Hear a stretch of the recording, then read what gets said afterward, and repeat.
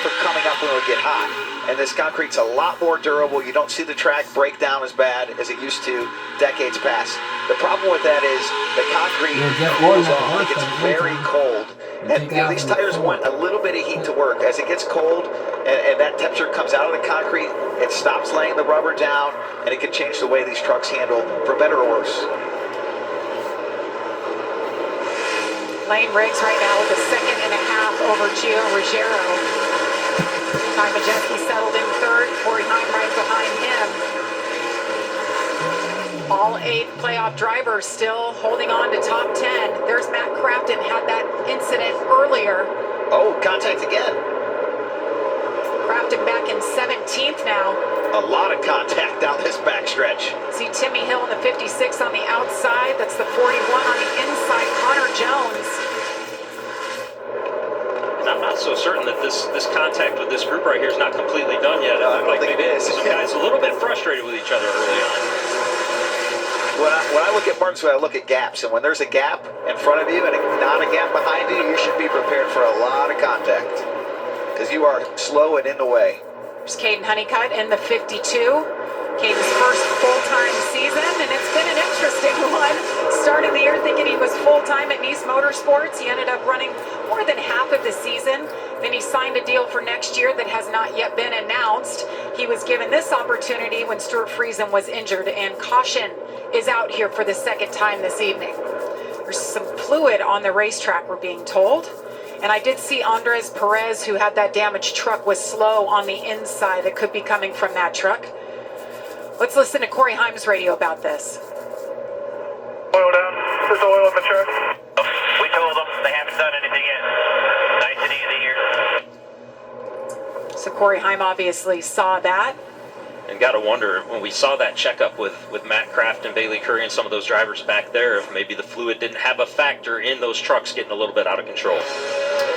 21 laps into this one, 28 to go in stage number 1. Lane Riggs has led them all so behind the 34 now. So Lane Riggs, Ty Majeski this time. Something wrong with Lane Riggs. Did he miss a shift? Meanwhile, we've got a new leader for the first time. Ty Majeski out front with Corey Heim right behind him. Oh, that was huge. Not only does it take away from Lane Riggs, it puts Ty Majeski in the spot to win this stage over the next 21 laps. That's a ton of points that could help him transfer to the next round. And had every appearance to it of being a missed shift. You see that he's up to speed there right now, and sometimes you just get a little bit quick with those gears when you're trying to go from 3rd to 4th, and it just doesn't quite get in there for you. So we'll have to see how much Lane can recover right now. So Lane Riggs goes from 1st to 6th on that restart. There's Butterbean Queen in the 7 truck. Just locked up the ARCA Menard Series Championship as we take a look at the restart once again. That should be where he's shifting from 2nd to 3rd. So it must have been a shift issue. We'll have to wait to hear back from the team to know fully, but that's a big mistake. That moved that whole inside line back. Great view from Caden Honeycutt on his onboard. Oh, so fortunate to not have more damage than that. And the big damage actually came to the trucks that were a little bit further behind Caden Honeycutt. I saw Roger Carruth there get a lot of damage to the nose section and the tail section of that truck. You see right there Daniel Hemrick with a little bit of damage, significant damage to the back of his truck. So a lot of playoff contenders with damage out of that. Hopefully not enough to affect their night. Yeah, Regan, this is the slowest track on the circuit, so aerodynamics not typically as important, but it still can make a factor. Because we see Lane is fighting hard to try to get those positions back. Some damage on the back of the 34 for Lane Riggs. Nothing too substantial. He needs those points back. This will transfer him to the 5th spot, but he really needs to get every point possible here. His playoffs are on the line. What's that like, Brad? I know for me when I was driving, if I made a mistake, I'd go back out there and I'd almost try too hard to get too much of it back right away, knowing that it was on me, that I did something wrong. How do you handle that? Yeah, absolutely. You don't want to take a small mistake and make it an even bigger mistake. That's his challenge right now for Lane Riggs. There's a lot of this race left. He's probably not going to get back to win the stage, but he possibly can get a few more spots and recover from this.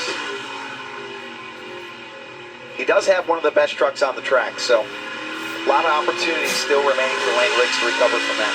Lane Riggs in practice, he was so fast on the short run, obviously long run as well, best 10 lap and 15 lap average, got the pole So now he works his way forward lane. Jamie, this is who I'm concerned about right here. Rajah Caruth. A lot of damage on that whole sequence, and he is fading fast. See that damage, the front and the rear of that 71 back in 10th place. And I know we mentioned that it's the slowest track on the circuit. The aerodynamics maybe not quite as much of a big deal here, but you see that hood buckled up, Brad. That's pretty significant damage when you get buckled up all the way back to the back of the hood like that. That's hard contact. Nose is definitely pushed in. You see the brakes are already glowing on this truck. I'm sure it's not handling the same as what it was before. He is in full-on damage control right now. It's his bleeding spots. And this is the battle for 10th. Right now, Raj's in a position to get one point right here. If he loses his spot right now,